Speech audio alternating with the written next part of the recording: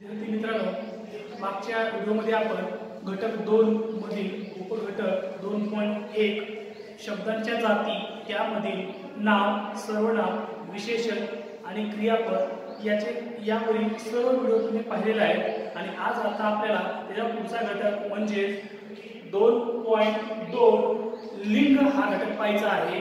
आणि आता लिंग म्हणजे नेमकं काय तर एखाद्या नामावरून ते पुरुष जातीचे आहे म्हणजे नर आहे की स्त्री जातीचे आहे म्हणजे मादी आहे हे आपल्याला कळते, यालाच इथे काय म्हणतात, नामाचे लिंग असे म्हणतात। बघा विद्यार्थी मित्रांनो, एक लक्षात घ्या, कारण आपल्याला जोपर्यंत लिंग म्हणजे नेमकं काय हे कळणार नाही तोपर्यंत आपल्याला त्यावरचे प्रश्न सोडवता येणार नाही। मग त्यासाठी आपल्याला काय पाहिजे, माहिती पाहिजे। तर नेमकं लिंग म्हणजे काय तर एखाद्या नामावरून ते पुरुष जातीचे आहे म्हणजे ते नर आहे की स्त्री जातीचे आहे म्हणजे की मादी आहे हे आपल्याला कळते, यालाच इथे काय म्हणतात, नामाचे लिंग असे म्हणतात। म्हणजे एखाद्या नामावरून ते पुरुष जातीचे आहे की ते स्त्री जातीचे आहे हे आपल्याला ज्यावेळेस कळतं त्यालाच आपण इथे काय म्हणायचं, नामाचे लिंग असे म्हणायचे। आता विद्यार्थी मित्रांनो, एक लक्षात घ्या, लिंगचे 3 प्रकार आहेत। पहिला आहे पुल्लिंग, दुसरा आहे स्त्रीलिंग आणि तिसरा आहे नपुंसकलिंग। म्हणजे नामाचे टोटल 3 लिंग आहेत। पहिला आहे पुल्लिंग, दुसरा आहे स्त्रीलिंग आणि तिसरा आहे नपुंसकलिंग। आता बघा, आता पुल्लिंग म्हणजे नेमकं काय, जसं लिंग म्हणजे काय तर एखाद्या नामावरून ते पुरुष जातीचे आहे का स्त्री जातीचे आहे हे आपल्याला कळते, त्याला आपण काय म्हणतो, लिंग म्हणतो। तसं पुल्लिंग म्हणजे नेमकं काय तर ज्या नामावरून पुरुष जातीचा बोध होतो त्याला आपण काय म्हणतो, पुल्लिंग असं म्हणतो। म्हणजे एखाद्या नामावरून आपल्याला ते पुल्लिंग आहे, स्त्रीलिंग आहे का नपुंसकलिंग आहे हे आपल्याला कळते आणि त्याला जिथं काय म्हणतात, पुल्लिंग असे म्हणतात। समजा उदाहरणार्थ काय तर तो मुलगा यावरून किंवा या नामावरून आपल्या लक्षामध्ये येतं की हे काय आहे, पुल्लिंग आहे, तो मुलगा। किंवा दुसरं काय म्हणता येईल आपल्याला आणखी, आंबा गोड आहे, आंबा गोड आहे, आंबा आहे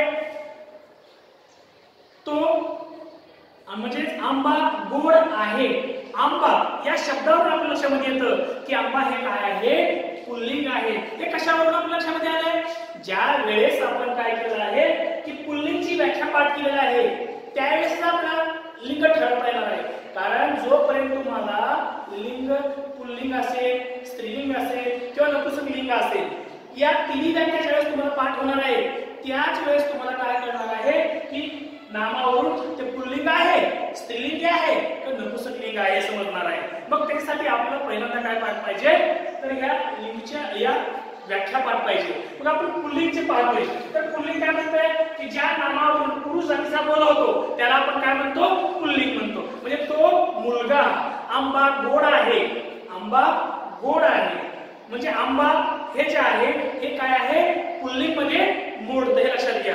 आता त्यातला आपला दुसरा आहे स्त्रीलिंग। आता स्त्रीलिंग कशाला म्हणायचं बघा, स्त्रीलिंग ज्या नामावरून स्त्री जातीचा बोध होतो त्याला स्त्रीलिंग असे म्हणतात। जसं पुल्लिंगला काय आहे की ज्या नामावरून पुरुष जातीचा बोध होतो त्याच पद्धतीनं की ज्या नामावरून स्त्री जातीचा बोध होतो त्याला स्त्रीलिंग असे म्हणतात। विद्यार्थी मित्रांनो, एक लक्षात घ्या, आपल्याला जर पुल्लिंगची व्याख्या पाठ असेल तर आपल्याला 3 व्याख्या पाठ व्हायला काही अडचण नाही, कारण फक्त एकेकाच ठिकाणी नाव बदलायचे आपल्याला। हो का, नाव हे काय म्हणतात, पुल्लिंगची नावावरून फक्त पुरुष जातीचा आणि ते काय म्हणतात, नामावरून स्त्री जातीचा।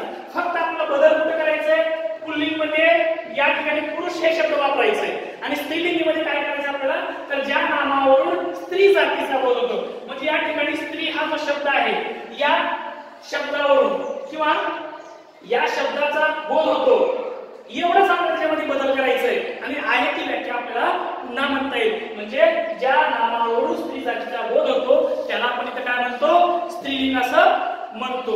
आता ते स्त्रीलिंगी म्हणजे नेमकं कसं आपण त्याच्यावरचे उदाहरण कसे पाहू शकतो बघा. तर ज्या पद्धतीने आपण पुल्लिंग मध्ये काय केलंय, तो मुलगा किंवा आपण काय म्हणलं, आंबा गोड आहे. आंबा हा शब्द जो आहे किंवा हे नाव जे आहे ते काय आहे, पुल्लिंग आहे. किंवा तो मुलगा, मुलगा सुद्धा काय आहे, पुल्लिंग आहे. त्याच पद्धतीनं आता इथे काय येऊ शकतं, या ठिकाणी काय झालंय, नामावरून स्त्री जातीचा बोध होतोय. म्हणजेच ती मुलगी, मुलगी म्हणलं की या ठिकाणी काय झालं आहे, स्त्री जातीचा बोध झालेला आहे. स्त्री जातीचा म्हणजेच काय, तर नर सॉरी मादी या शब्दाचा उल्लेख झालेला आहे. आणि म्हणून या ठिकाणी आपण काय म्हणतो की हे वाक्य काय आहे, स्त्रीलिंगी आहे, ती मुलगी. किंवा उदाहरणार्थ आपण असं दुसरं घेऊ शकतो बघा, नदी झुळझुळ झुळझुळ वाहते. नदी या शब्दावरून आपल्या लक्षात येते की या वाक्यामध्ये काय होतं, स्त्री जातीचा बोध होतो. म्हणजेच मादी या शब्दाचा उच्चार होतो किंवा उल्लेख होतो. म्हणून त्या ठिकाणी आपण काय करतो, स्त्रीलिंग असा शब्द किंवा त्यालाच आपण काय म्हणतो, स्त्रीलिंग असं म्हणतो. आता बघा पुढचं आहे नपुंसकलिंगी. नपुंसकलिंगी आहे.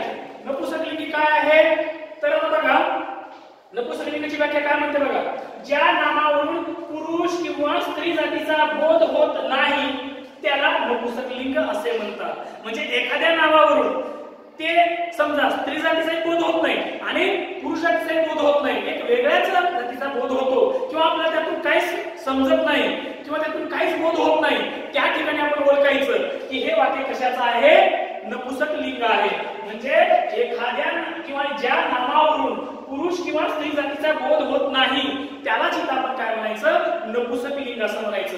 कारण का, तर या नावावरून आपल्याला नेमकं ते पुरुष जातीचं आहे की ते स्त्री जातीचं आहे किंवा ते नर आहे की मादी आहे याचा उल्लेखच किंवा याचा आपल्याला नीट समजत नाही, उल्लेख समजत नाही त्याचा किंवा ते कळत नाही, त्यावेळेस आपण म्हणायचं की ते 100% काय असणार आहे, नपुंसकलिंग असणार आहे.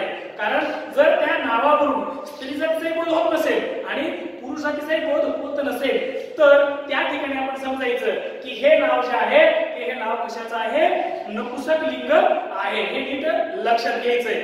आता विद्यार्थी मित्रांनो, ज्या पद्धतीनं आपण पुरुष जातीचा बोध होतो म्हणून तो मुलगा, स्त्री जातीचा बोध होतो म्हणून आपण काय केलं, त्यामध्ये ती मुलगी असा उल्लेख केलेला आहे. मग आता नपुंसकलिंग मध्ये कशा पद्धतीने उच्चार येऊ शकतात बघा, ते मूल यावरून ते जे मूल आहे याच, तो मूल जे आहे तो स्त्री जातीचा आहे तो पुरुष जातीचा आहे याचा आपल्याला उल्लेख होत नाही किंवा त्याचा बोध होत नाही किंवा नेमकं ते मूल स्त्री जातीचा आहे का पुरुष जातीचा आहे हे आपल्याला समजत नाही. म्हणून त्या ठिकाणी आपण काय करतो की ते नाव जे आहे ते नाव असतं नपुंसकलिंग. म्हणजे त्याचं लिंग ते नर आहे का मादी आहे हे आपल्याला कळत नाही आणि त्या ठिकाणी आपण काय म्हणतो तर ते वाक्य किंवा ते नाव जे आहे ते नपुंसकलिंग मध्ये येते बघायचं, लक्षात घ्यायचं. आणि नपुंसकलिंग कोणत्या शब्दाने आपल्याला ओळखता येते ते आयडिया सांगतो तुम्हाला मी. ते मूल, ते वासरू. आता ते मूल, आपलं ते मूल जरी म्हणलं तर आपल्याला लक्षात येते का ते मूल नेमकं स्त्री जातीचं आहे का पुरुष जातीचं आहे, याचा बोध काय होतो का, काहीच होत नाही.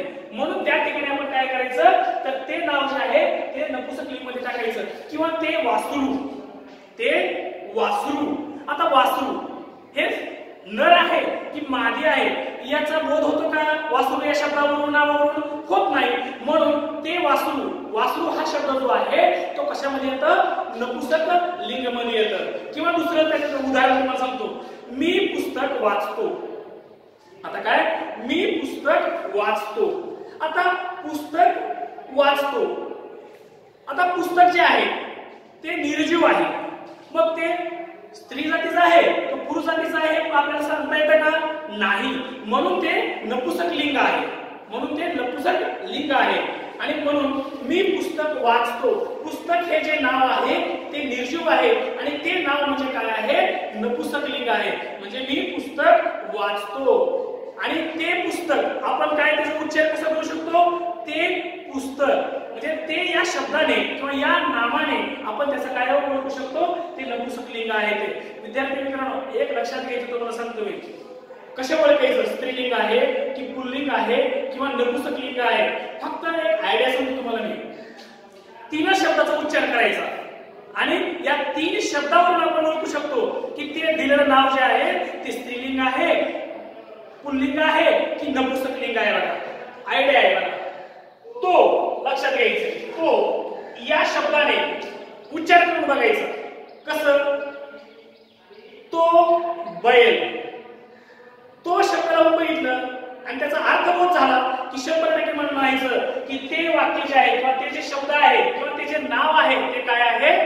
पुल्लिंग आहे. तो या शब्दाने आपण पुल्लिंग हे नाव ठरवायचं किंवा ओळखायचं.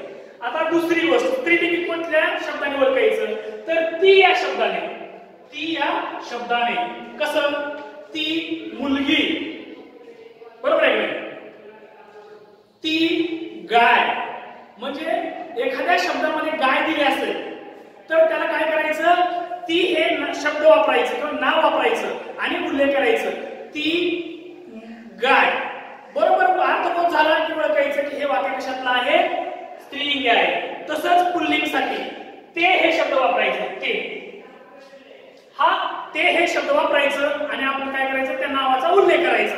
त्याचा जर अर्थबोध झाला की लगेच आपण लक्षामध्ये घ्यायचं. ते या शब्दाने आपण काय करू शकतो की नपुंसकलिंग याचं नाव आहे हे आपल्या लक्षामध्ये येऊ शकतं. त्याच्यासाठी तो, ती आणि ते एवढे 3 जरी गोष्टी तुमच्या लक्षामध्ये ठेवल्या विद्यार्थी मित्रांनो तरी सुद्धा तुम्हाला लिंग याच्यावरचे प्रश्न सोडवायला काय अडचण येणार नाही. फक्त एकच बघायचं, परीक्षेमध्ये दिलं की तो, ती आणि ते हे 3 शब्द लावून बघायचं.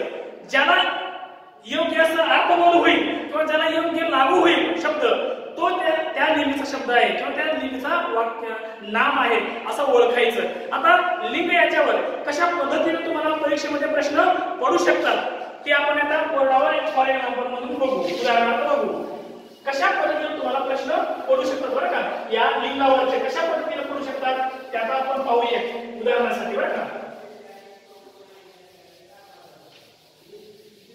आता बघा उदाहरणार्थ आपण बघू कशा पद्धतीने प्रश्न तुम्हाला परीक्षेमध्ये लिंगावरचे पडू शकतात. आता बघा, आता पहिला आहे उदाहरण पहिलं. त्याच्यामध्ये आहे बघा एक लांडगा. लांडगा. 2 आहे लांडोर. लांडोर. 3 आहे कोल्हा आणि 4था आहे सिंह. आता हे 4 आहेत बघा लक्षात घ्या आणि याच्यासाठी आपल्याला असे 4 कोड दिले जातात. त्यामध्ये योग्य जे आहे ऑप्शन त्याला आपल्याला काय करायचंय? रंगवायचंय. आणि आता हा प्रश्न काय म्हणतो बघा, लिंग विचारानुसार किंवा विचारानुसार गटात न बसणारा शब्द ओळखायचे. म्हणजे लिंग प्रकारानुसार गटात न बसणारा शब्द आता आपण इथं ओळखायचे. आता बघा लक्षात घ्या विद्यार्थी मित्रांनो. आता लांडगा जे आहे तो काय आहे? पुल्लिंग आहे. लांडोर काय आहे? स्त्रीलिंग आहे.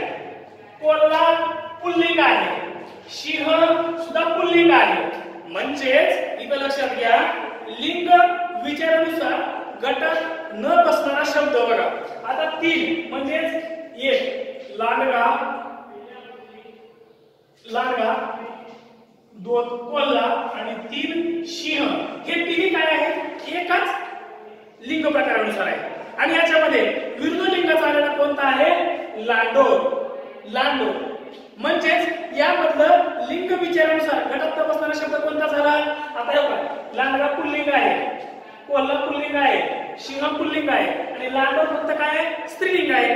म्हणून गटात न बसणारा शब्द कोणता झाला? लांडोर. लांडोर मध्ये पर्याय किती आहे? दुसरा आहे. तर आपल्याला काय करावं आहे? हा दुसरा पर्याय पूर्ण काय करावं आहे? भरीव करावा आहे किंवा पूर्ण रंगवावं लागणार आहे. आता दुसरा प्रश्न बघा. त्याच पद्धतीने आहे. दुसरा उदाहरण बघा. एक गाय. 2 माता. 3 पुजारी आणि 4था आहे झोपडी.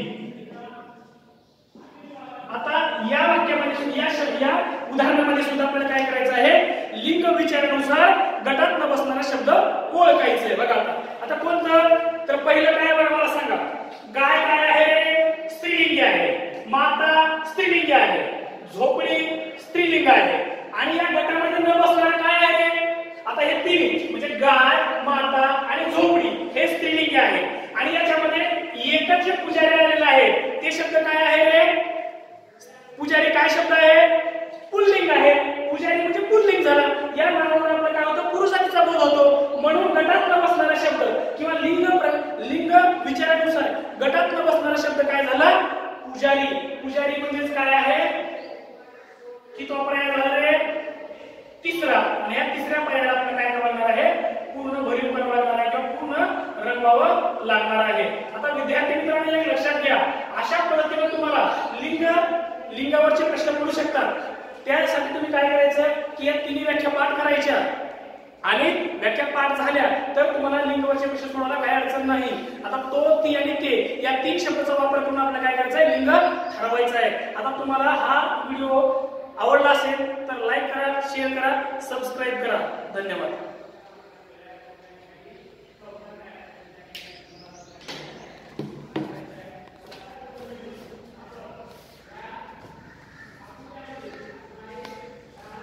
Right.